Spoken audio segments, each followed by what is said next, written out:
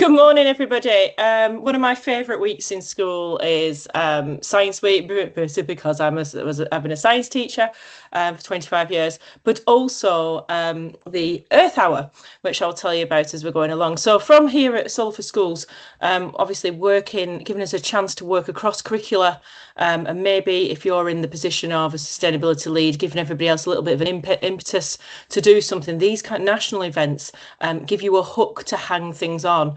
Many different versions happen during the year. Earth Day in June, the Earth Hour, the Switch Off fortnights in November, and there's plenty of those, and we pop those in our newsletter just to remind you. But we're going to concentrate on Science Week this week. On my screen at the moment is one of our PowerPoints that we've produced, which will be on our portal on this Science Week this year. And the question for the Science Week, which they always have, is curiosity.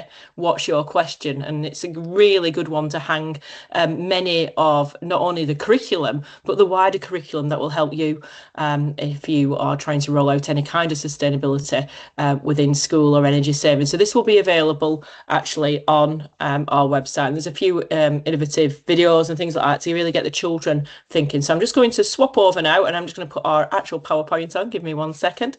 And while I just swap these around. So if you don't already know, the Science Week material is actually available now, which you can actually download from British Science Week. However, you have to sign up beforehand. There are some small grants, but unfortunately these close earlier on in the year. So if something you want to do for next year, pop it in the diary and get that ready so you can be one step ahead. And there's a little bit of money that you can actually use for that. Okay, so the diary dates, if you've not already got them in your diary, the 5th to the 26th of March, and the Earth Hour is the 28th of March. So the 28th of March, I don't know if you know the calendar, but that is actually Saturday. And this is a worldwide event. And we'll come back to that, how you can use that actually in your curriculum, probably on the Friday, which is the best time to do that. So I'll just move the PowerPoint on. Okay, so we'll look at how we can get in these national events.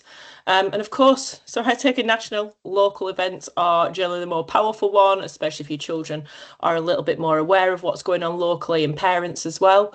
And then all the things like selecting different things you can do about conferences and CPD to extend your knowledge in these areas. Okay, so this way of engaging those young minds, you've got to be a little bit open when you're doing things like this. You can guide this as well as you want it to be.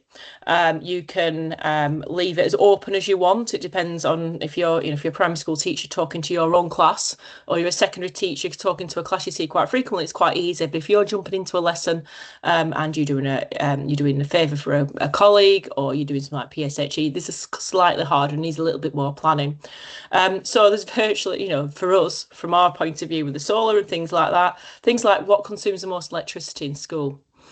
Okay, so this could be from going around with a clipboard and having a look at the back of the electrical devices for the metal plate where the energy values are on in watts, or asking the site supervisor or caretaker to put a range of equipment in your classroom that is unplugged and it's ready for you to turn over. Things like toasters, kettles, a hoover, something along those lines that the children find really interesting. And then you can have other things you can think of. How long is it on for? What does it cost? So people always think things like the fridge costs a lot more than maybe an iron. However, the fridge is probably such a low power and it's on all the time, but your iron can be left on. If you're doing an iron for an hour and it's a 3 kilowatt, it's going to make a massive difference. Then it's the probing the idea of the future. Okay, what can we do in the future? And I'm hoping quite a lot of our work that we do with our website and things like having the solar actually on your school just help you hang these things on. The other things are things like, where are these panels made? What are they made of? There's lots of different questions. You can go all the way up to A level, think about extraction and the ethics about this, or just simply like, what if we had to make everything in the UK? Where do we find things? Finding metal. Where does that come from? You could look at something to do with the Bronze Age, and how we perceive cavemen actually find metals. All these kind of things. And the other things is one of the really good things to do is to write letters to your MP, your councillor, or if you're a trust, maybe the CEO, and ask them the same questions. Children still, given the chance, love to have a letter come back to them if you can. It's so much better to get something in the post, as we all know, than having the email. It doesn't seem to be, it doesn't connect quite as well. So one of our big things at Solar for Schools is to give children their voice. And if we can help you with that, you can write a letter to us. We'll always reply to the children if you're not getting replies in other ways. So the British Science Week do a poster competition which you can actually get involved with. That's just one of the downloads that you can get from the website. And the idea of questioning, primary schools I often find do this better than secondary schools because a lot more of their work is a bit in the project-based learning style, whereas secondary schools were very much on the single lesson idea and philosophy there. So thinking about this, there are lots of different associated sites which we have on our website which can help you with this. Ministry of Eco Education have lots of different variables, and from videos to actual lessons. Kids Against Plastic, which is a nice one if you've not come across these. They were children at the time. They're in the 20s now, both girls, from 12. Ella was 12, I think, when she started. Her sister was 14, and they had a campaign to get rid of plastic in schools. It's an easy one to sign up to, thinking about what would happen if we had no plastic, and then obviously can take that a step back. Where does plastic actually come from? And talk about oil and resources, and that kind of brings you back round to renewables again in the same time. Okay, so if anybody has got any questions, feel free to drop it in the chat and interrupt me at any points, and we can try and answer those. So some of the science questions that they've gone to investigate. Could we grow food on the moon? Again, I have to say that links very much to solar, because one of the things children always say to us when it's night, well, it's okay, the moon's there shining bright. And we say, well, actually, I'm afraid the moon, it's only reflecting light off the sun, and there's not enough energy to drive the solar panels. So the idea of growing food on the moon without light, and you think about photosynthesis, especially on the dark side of the moon, should bring you back to the curriculum as well. We always find that, or I've always found that when I was having a problem with one of the topics and the children didn't understand it, if I throw a curveball like this into the lessons, they find that just that little bit better. Okay. The interesting thing about where does my school's energy comes from, you can go back to our website and look at the data. Whilst if you've got solar panels, you might be producing something in the winter months, but you definitely won't be self-sufficient.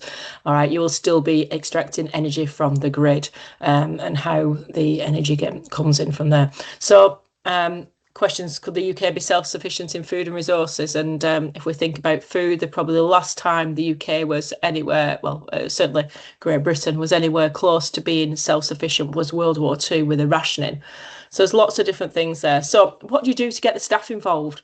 That's probably the key thing. While you can be happy in your classroom, how do you expect other members of staff to do this?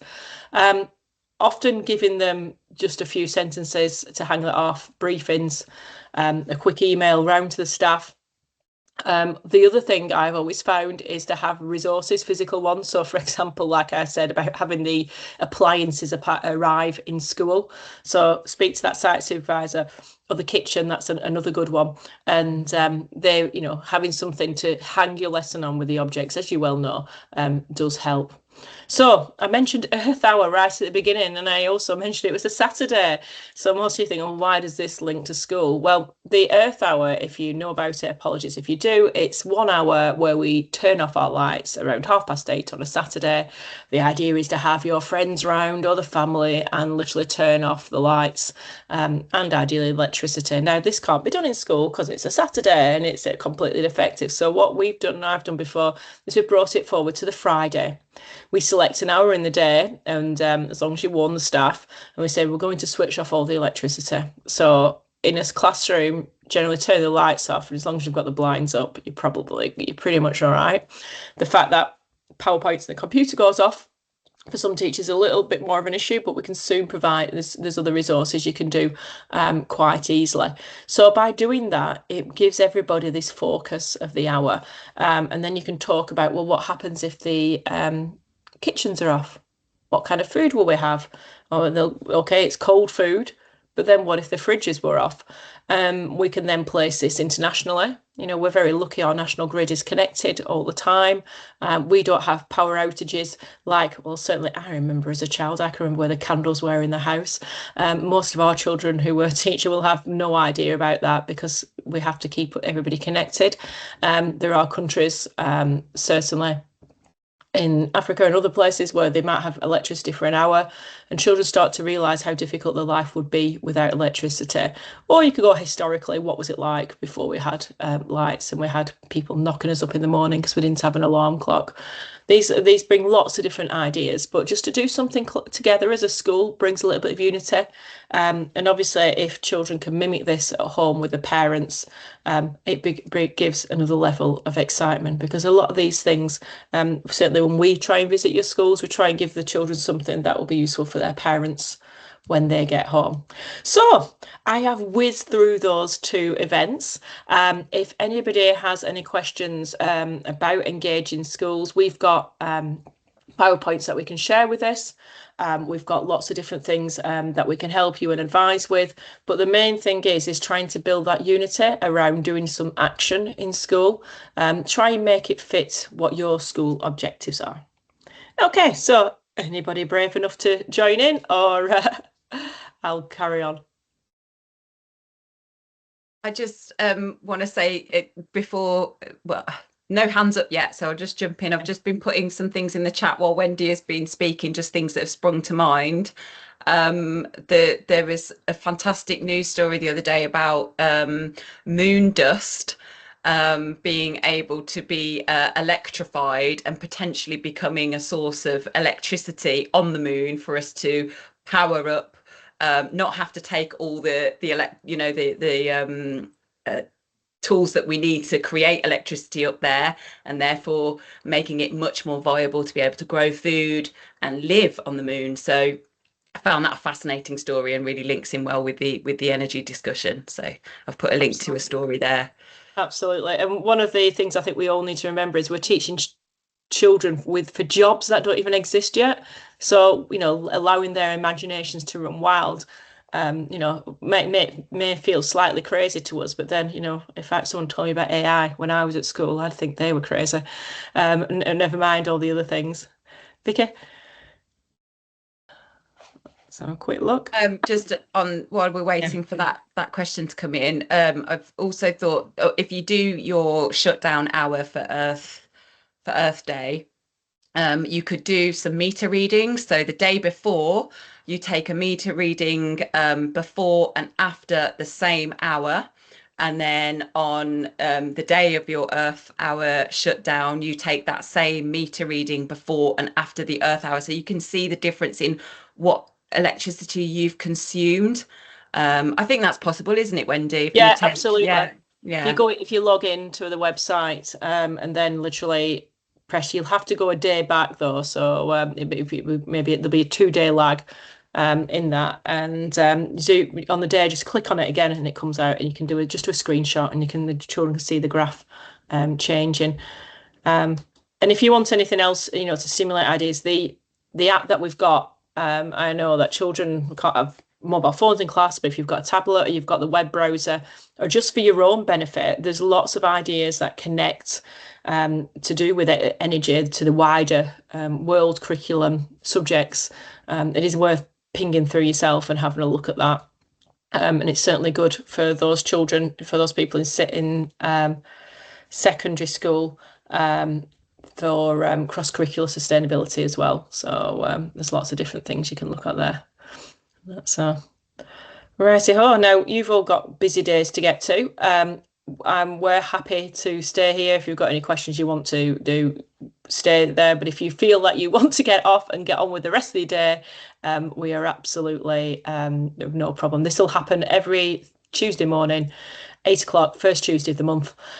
Sorry, I meant every first Tuesday of the month, 8 o'clock, just for 15 minutes with a few minutes of questions afterwards. This is one of the only ones where we go off. Next time is the governor's one. So if you can get your governor involved, that'll be great. And then we delve into different parts of our website to help you. Hi, can you hear me? We can. Yeah. All right, I'm just out of interest. Do you have like small solar packs that students can better understand solar panels? Yeah. Yeah, we have some available. We've got the Solar Explorer kit, which is a bigger, it's more of a demonstration kit. And that one is quite pricey, but we also have the BrightSparks energy kits. They're on our website under resources, which basically a grapnel tray with solar panels in, mini solar panels, LEDs. There's a buzzer, a little motor, and there's also the hand crank to show what it'd be like without solar. So they're really useful for secondary and primary, those. And we can do bespoke ones if needed. So if you have a look on resources, Danielle's popped that in the chat. These are what we tend to take into classroom when we visit as well. So it's a good way to stimulate conversations. Yeah, completely. Thank you very much. No, very welcome. Yeah, I have to warn you, there's it took a while for us to find these because a lot of solar kits just don't work. My only lesson was the children learnt that solar doesn't work, it's made in China and it breaks, so we're very specific at getting the right kits. So yeah, I just want to recommend something as well. One of our education partners, Art and Energy, they do a fantastic solar house as well, which is really complementary to the resources that we have around solar. So I'd recommend checking that out. Yeah, do so. And thank you for joining us. Hope we'll see you next month. So have a lovely day, everyone.